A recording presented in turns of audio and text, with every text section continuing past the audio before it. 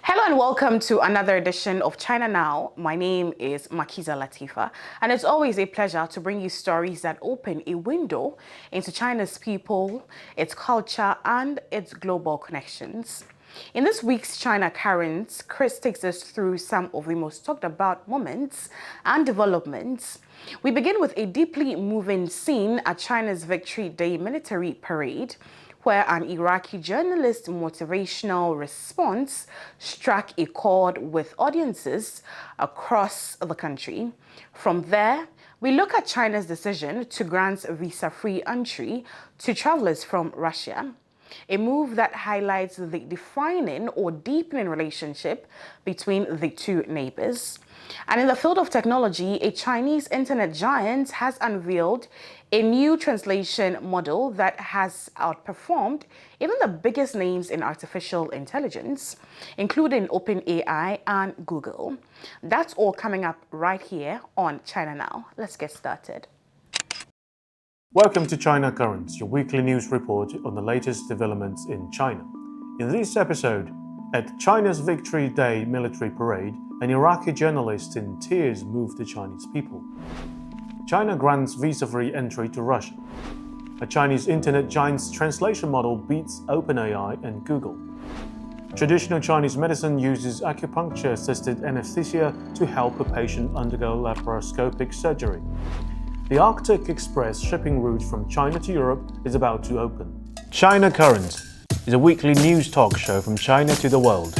We cover viral news about China every week and also give you the newest updates on China's cutting-edge technologies. Let's get started.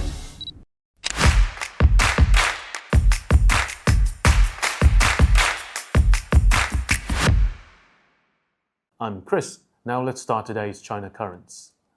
Last week, at China's Victory Day military parade, a young Iraqi journalist with Chinese name Fang Haoming caught the attention of Chinese viewers.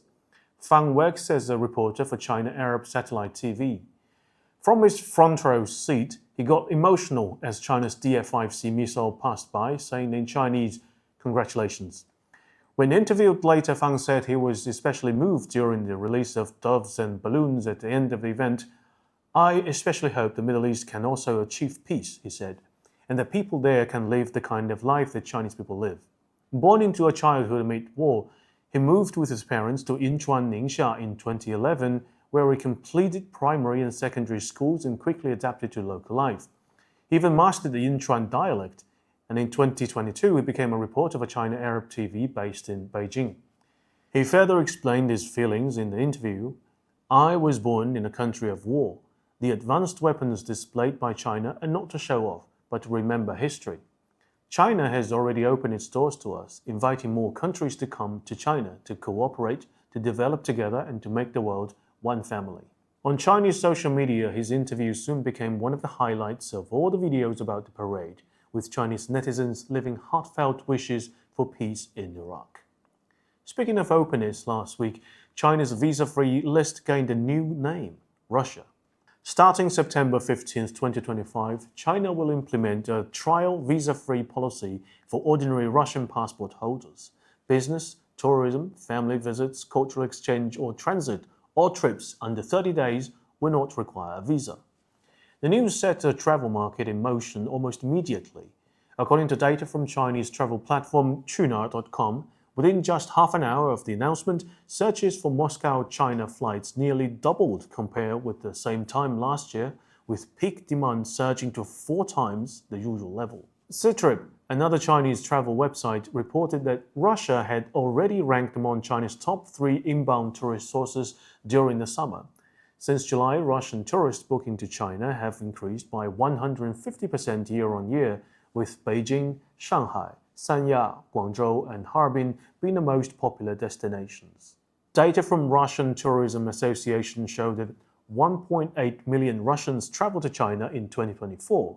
With a new visa-free policy, the number is expected to expand to 3 million in 2025. Next, let's look at China's tech sector. Last week, a Chinese AI translation model beat Google and OpenAI in the top global AI competition. The new open-source translation model released by Chinese tech giant Tencent Holdings is called Hunyuan MT7B In one of the recently concluded machine translation competitions, WMT25, it ranked first in 30 out of 31 tests. WMT25 serves as a platform for researchers and developers to showcase progress in computer-aided translation.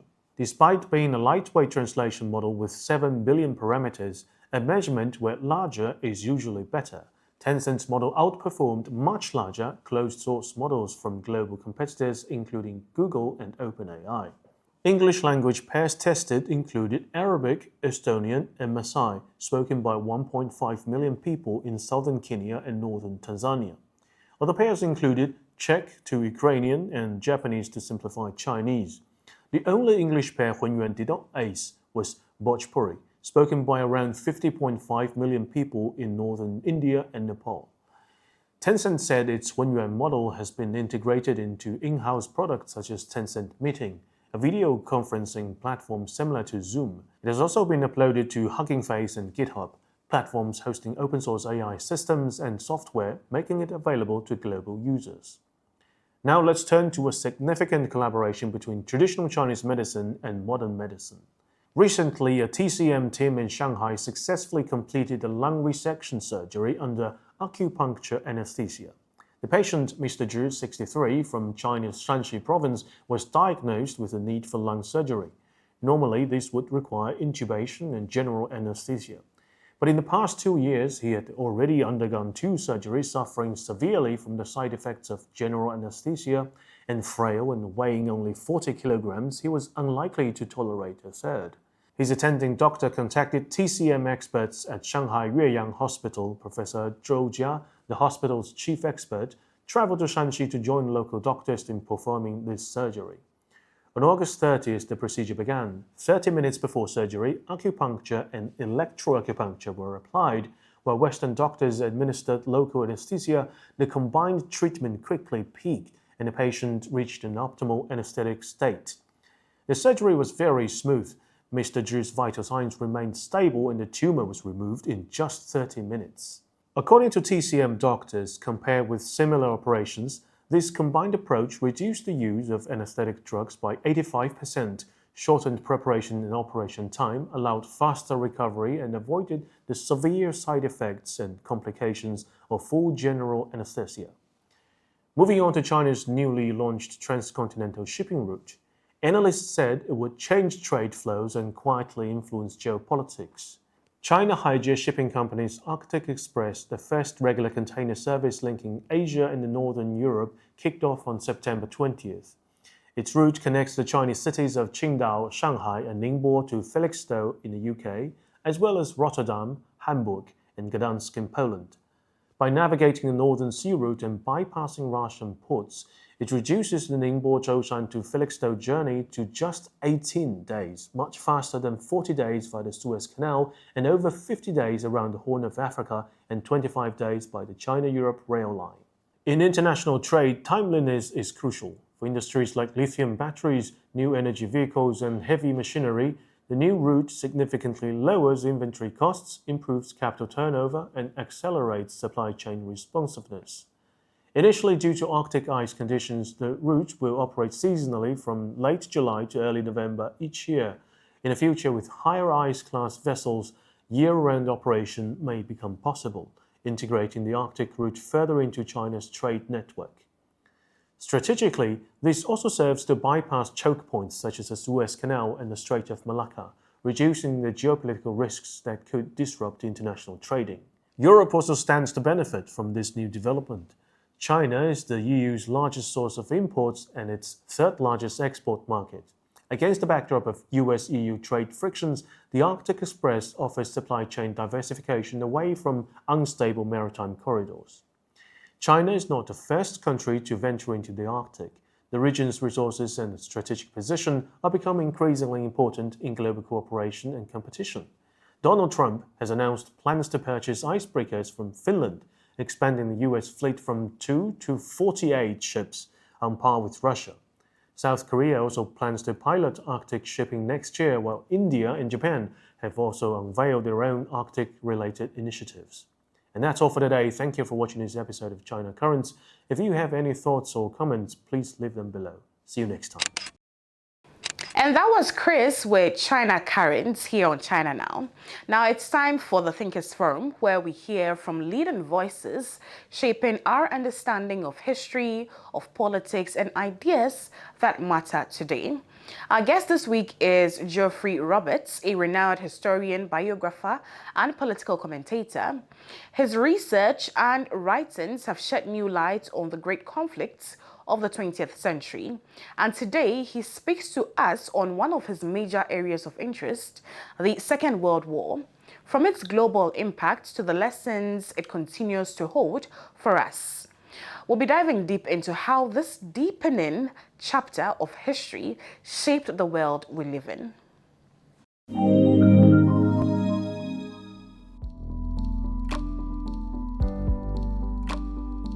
I define myself as being a narrative historian. For me, history is about people in the past, people's actions, the things they do, they believe.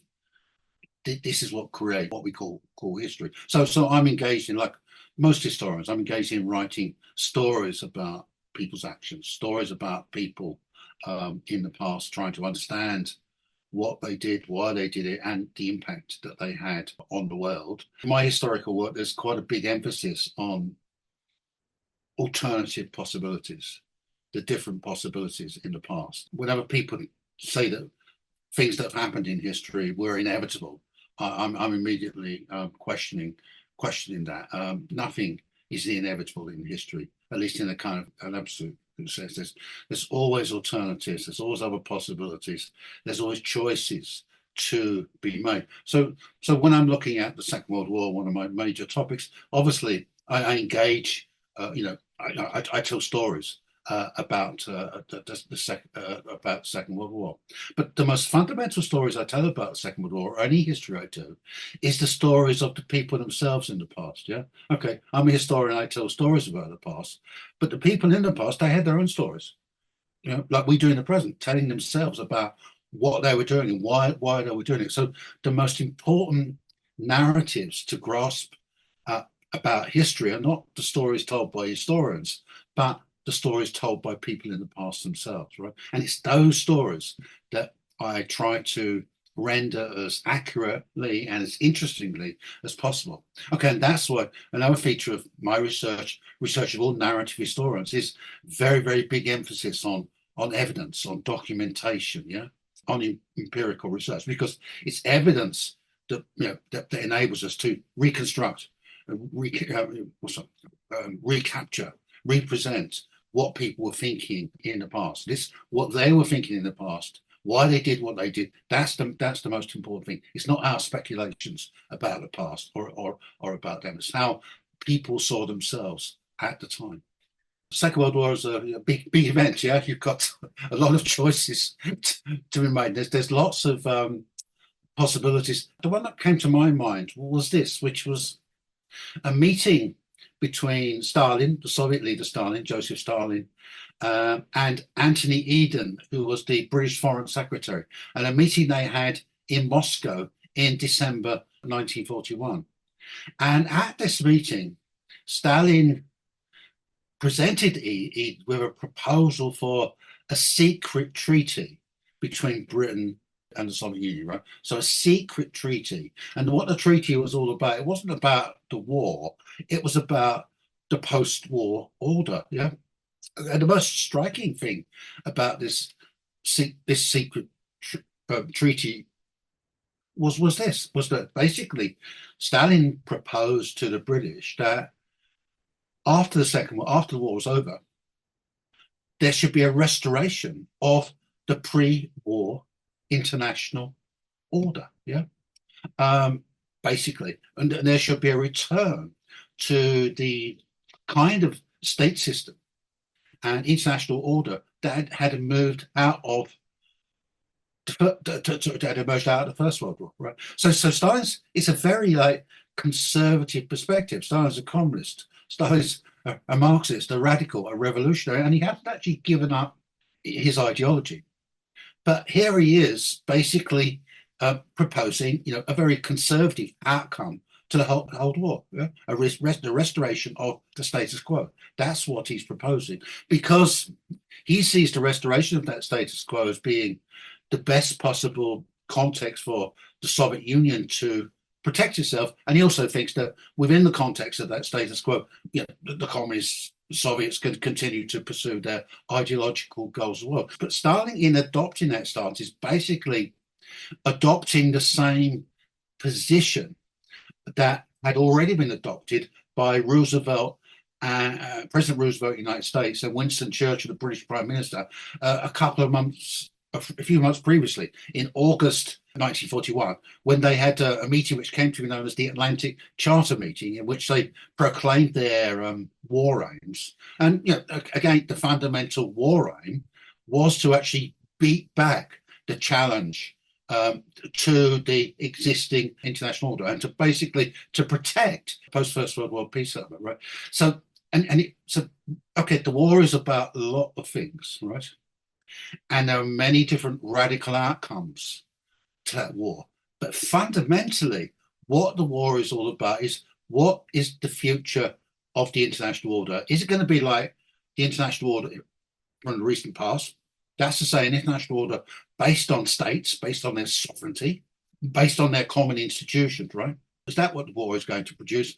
Or is it going to be the order that Hitler and the Axis states want to produce? And what they want to do, they want to actually overturn the existing order and replace it with kind of global imperial order. In a way, the Axis powers want to go back to the situation before the First World War, when world politics was dominated by imperial states, and that imperial world had been destroyed by the First World War, and in its place there came a fully fledged state sovereign system. And Hitler and his allies, the Japanese, the Italians, other states, wanted to overturn that post First World War state sovereign system and replace it with their own imperial project. So I think Stalin's embrace of that status quo is a very, very important moment in the crystallization of what the Second World War was all about. If you're talking about Western myths of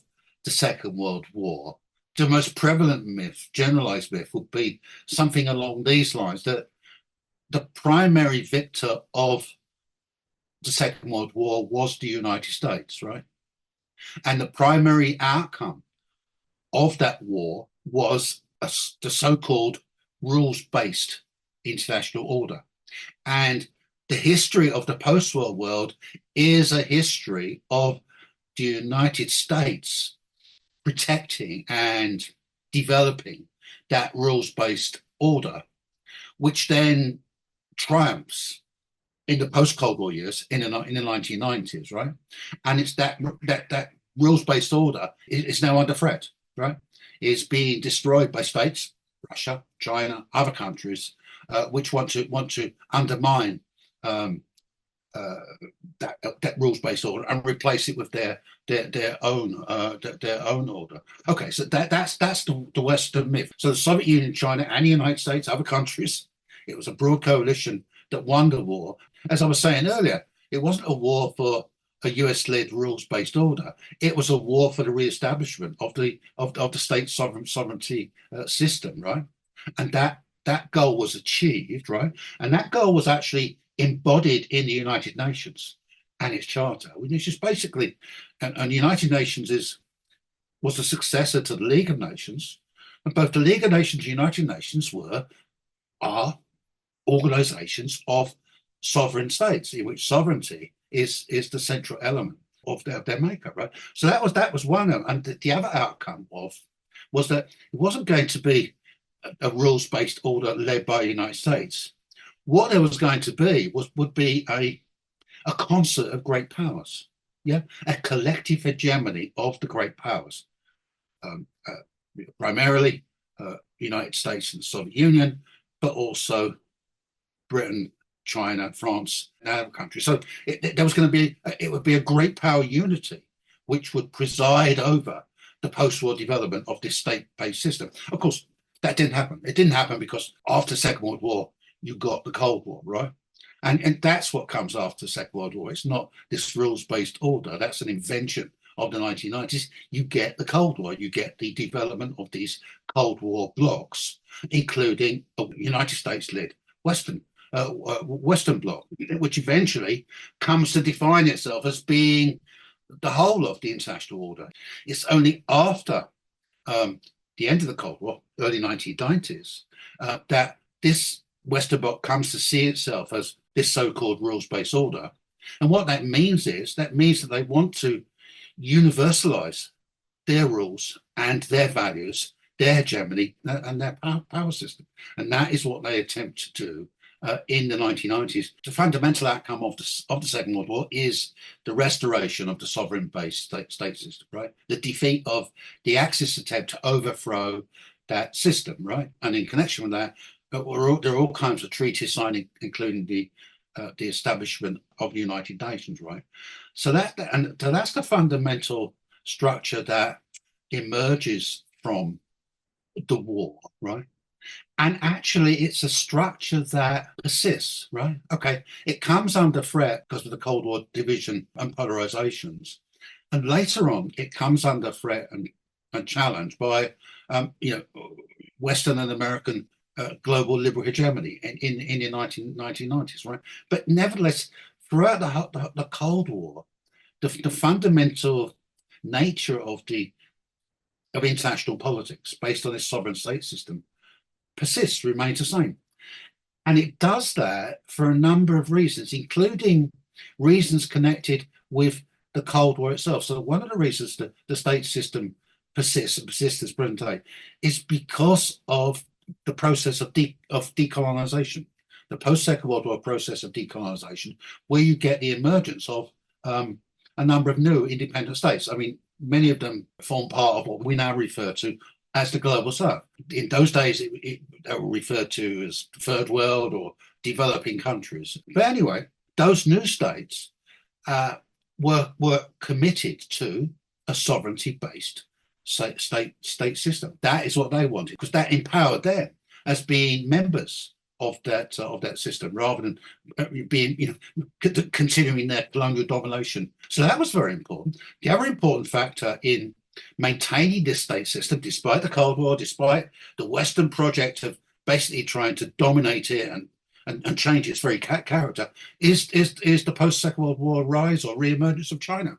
China was and is one of the foremost defenders of the sovereign state system. Obviously, every country has its own memory and narrative connected to the Second World War. Some of them are victim narratives for sure, but by no means all of them.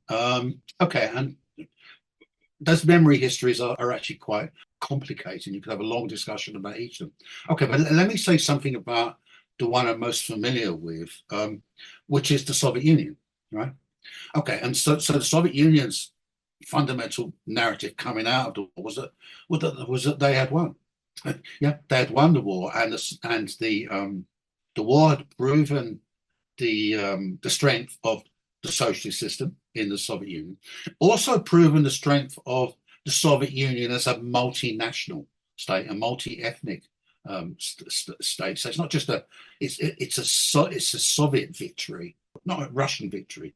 It is a Russian victory, but it's also a broader Soviet victory as well. So it includes ethnic groups that are not Russians. The myth is, and it's true. It's one of these myths which are actually true in broad sense.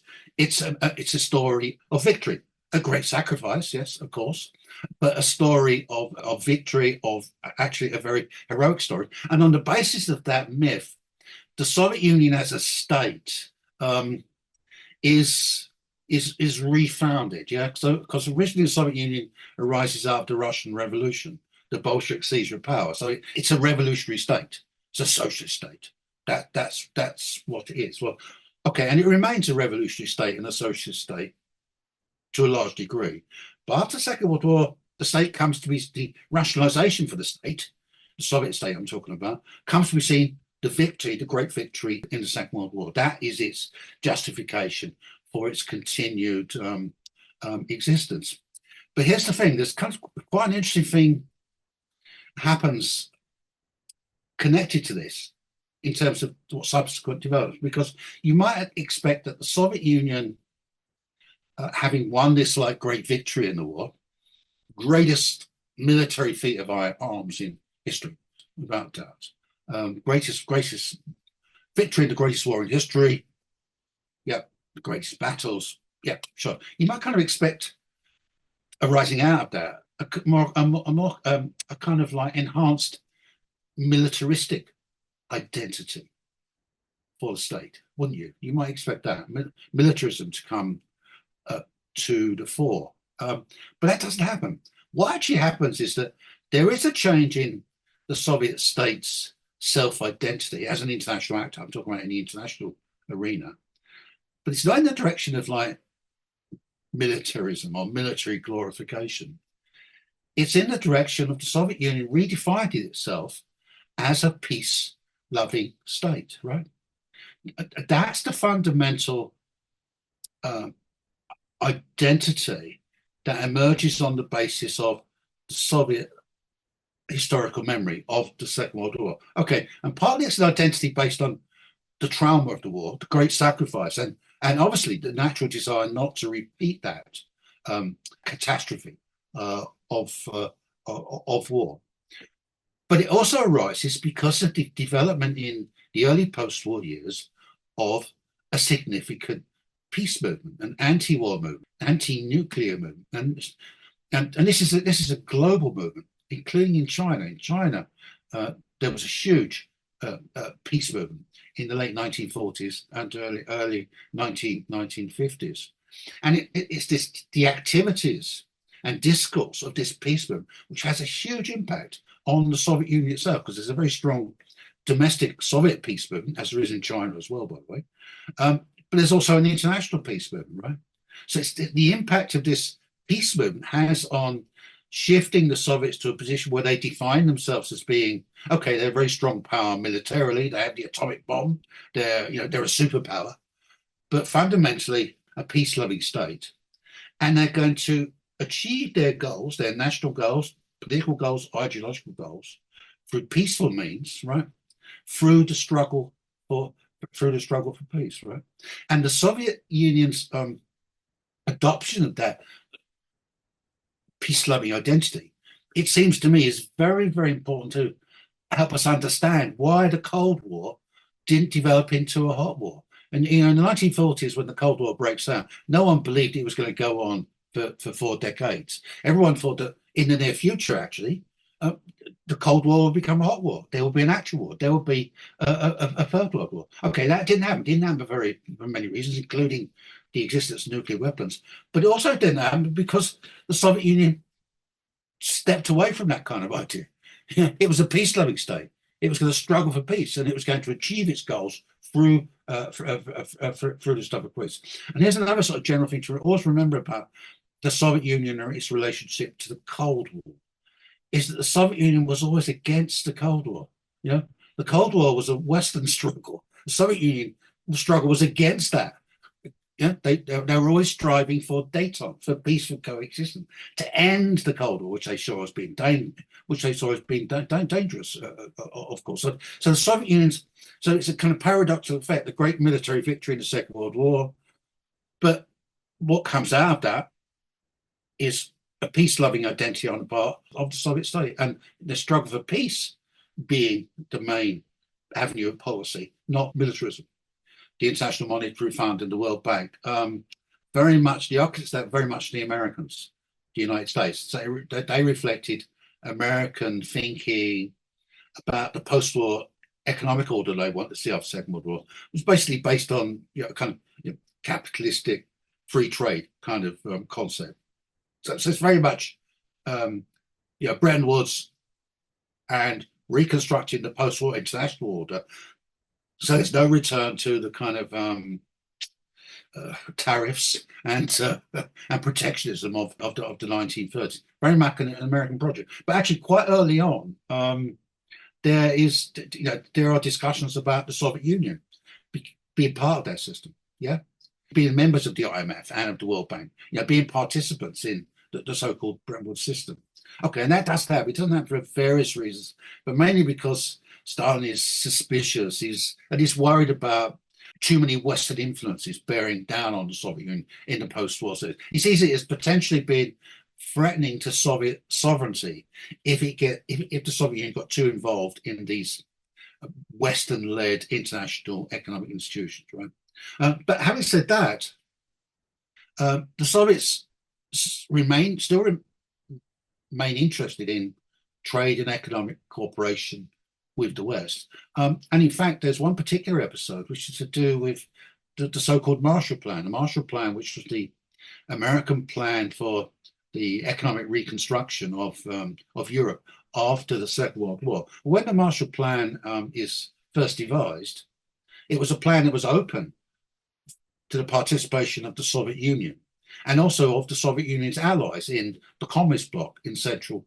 and Eastern Europe. And in fact, the Soviets, Moscow, Stalin, are kind of interested in that possibility, in the possibility of actually receiving Western aid to help them reconstruct the Soviet economy. And they engage in some serious talks with the Western powers about this. Okay, but Stalin comes to the conclusion that actually this again is another threatening Western initiative, right?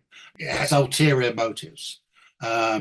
So, they decide that they are not going to participate in the Marshall Plan funding, nor are their communist state allies going to do so others. And in fact, it's really post the Marshall Plan, or as a result of the Marshall Plan, that the post-war split between the Soviet Union and the United States develops into a full-blown Cold War. Okay, so there were alternatives immediately after the Second World War in the form of an international economic system of a different character from the one that actually emerged, and also of the Soviet Union and the Communist bloc countries being actually much more closely integrated into the world economy. But that didn't happen again because of the Cold War. But that possibility was there. Going back to the 1950s, there is this idea that post-war history. Okay, you have the Second World War, then you have the Cold War, in which you have a bipolarity. Yes, right.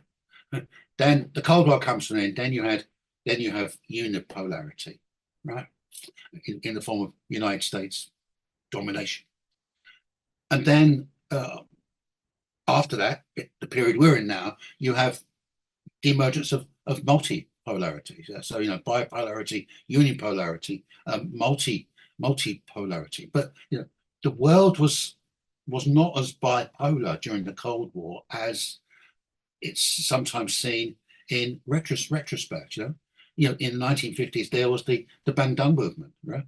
China was involved in that, which was a movement, asserting kind of independence by developing countries in the context of the Cold War, exercising their power, exercising their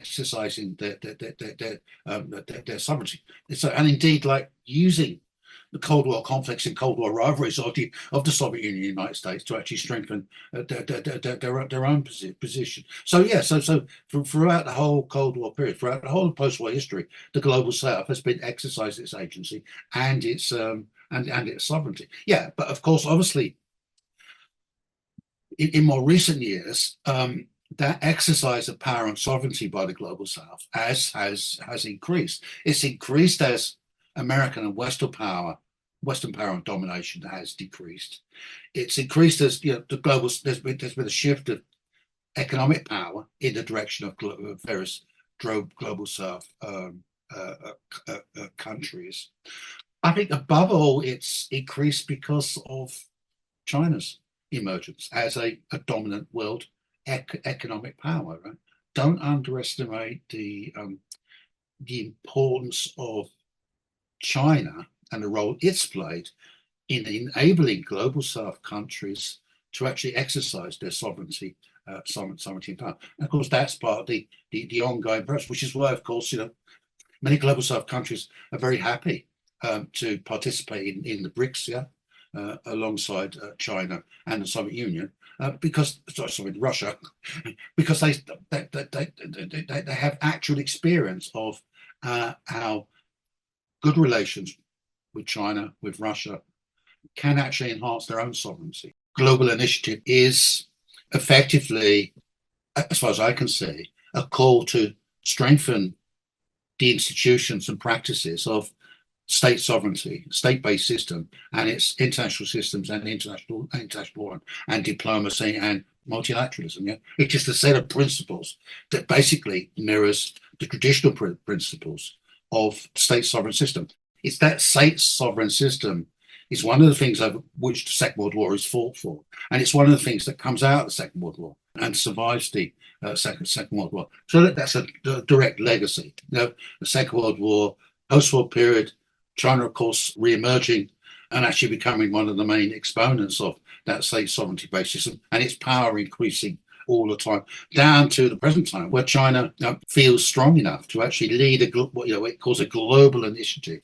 It's part of our practical history, yeah, in terms of continuity of events, continuity of actions, right, and also continuity in terms of our thinking about the war. The parade is a celebration of the end of the war, celebration of the outcome of the war in terms of defeat of Japan as well as the other Axis countries. It's obviously a display of China's power, particularly military power, but quite visibly, it's a display of a group of sovereign states, big and small, coming together for mutual benefit, and also to project to the outside world that this is the way states ought to relate to each other, right?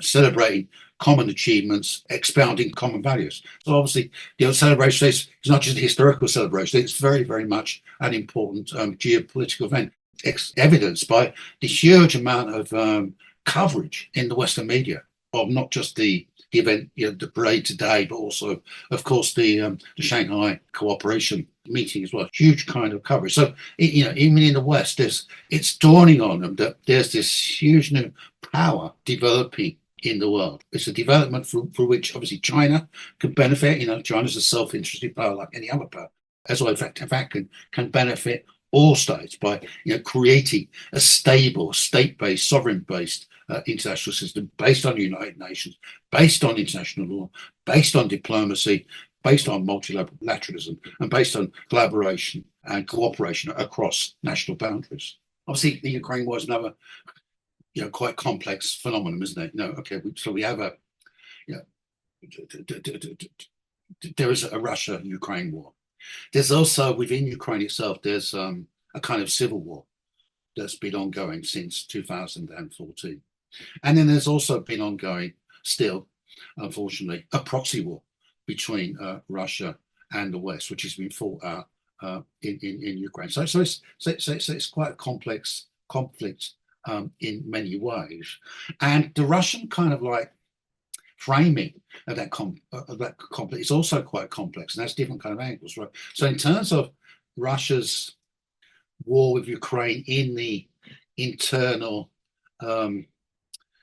Ukraine context, right, within Ukraine itself, it's very much framed in terms of being an anti-fascist war, yeah, isn't it?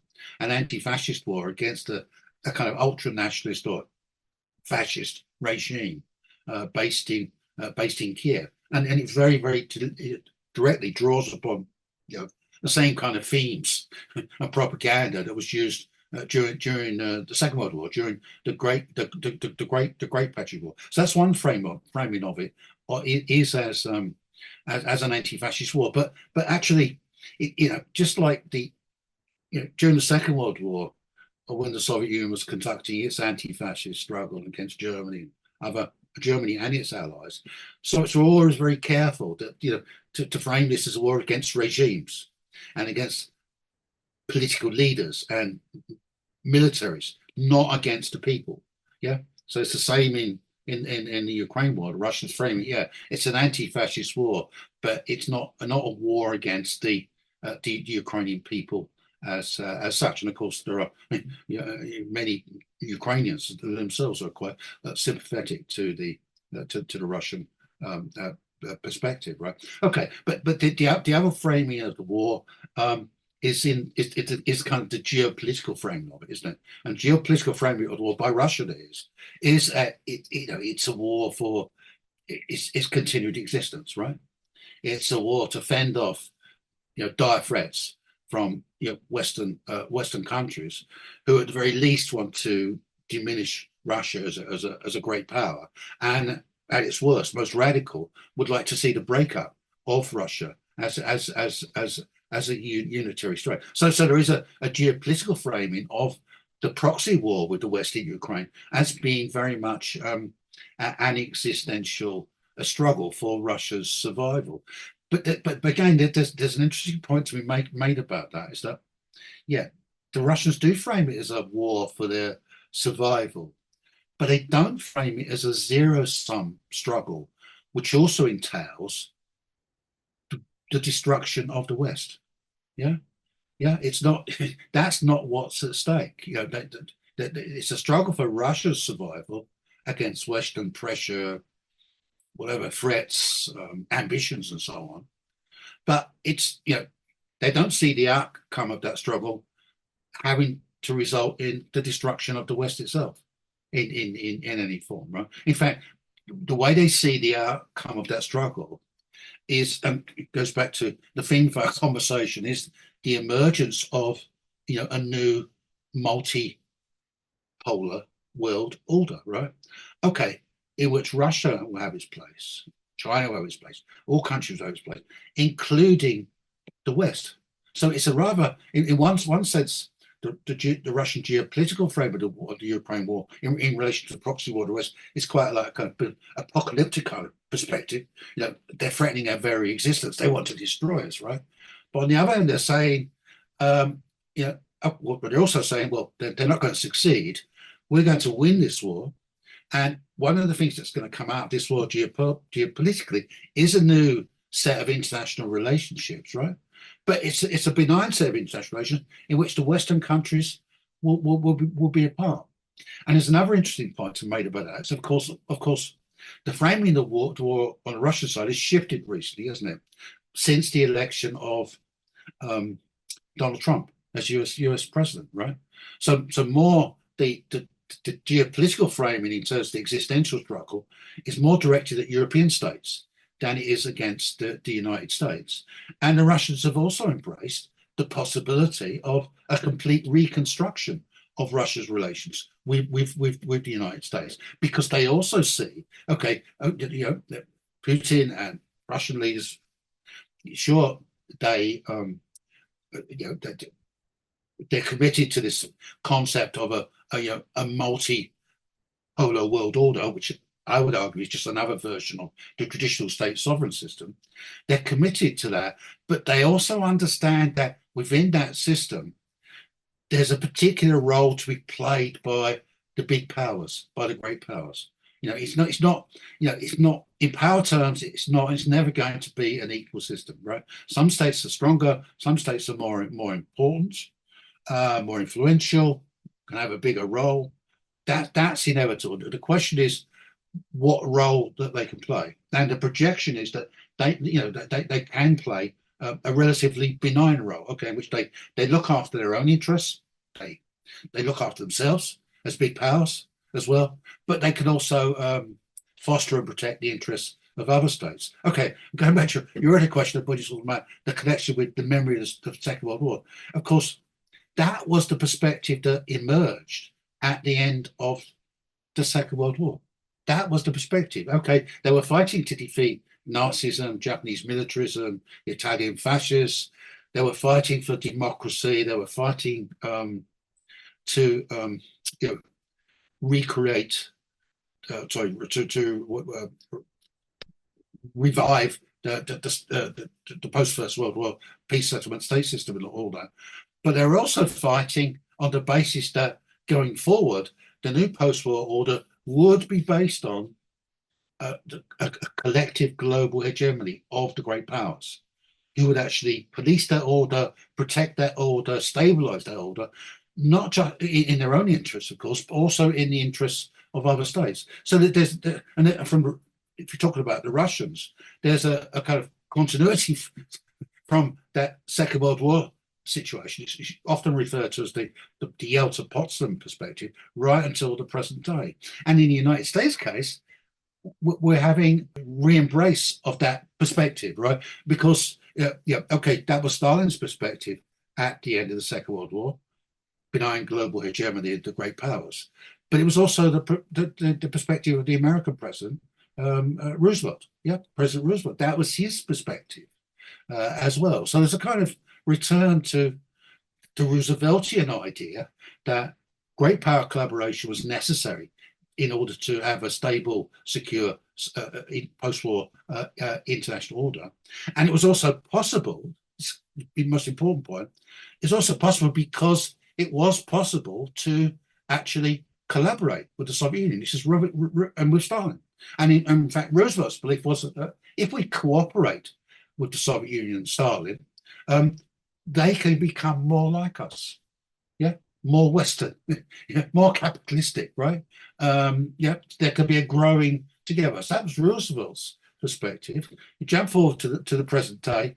I think the Americans have a similar kind of perspective. Is that if they could develop a collaborative relationship with Russia, Russia could become more like them, and hence less threatening to them. And the Russians, for their part, have their own similar position there. But of course, the big difference between now and the situation 80 years ago is that both Russia and the United States are both capitalist countries. They're capitalist countries. In economic terms, they operate in the same way. Many different values. Russia is not a socialist country or a communist state anymore. So there's no ideological gulf between the United States and Russia, like there was this ideological gulf between the Soviet Union and the United States. So the possibilities for collaboration, for working together as part of a multipolar, multilateral world order are much greater, actually much easier in principle than they were after the Second World War. And that brings us to the end of this week's edition of China Now. From the moving scenes at China's Victory Day parade to new frontiers in artificial intelligence and our deep dive into the Second World War with Geoffrey Roberts, it's been a journey through the stories and ideas shaping China and the wider world. As always, thank you for joining us. My name is Makiza Latifa, and I look forward to coming your way again next week with more conversations, perspectives, and insights. Until then, stay connected and let China not be far away from you anymore. See you soon.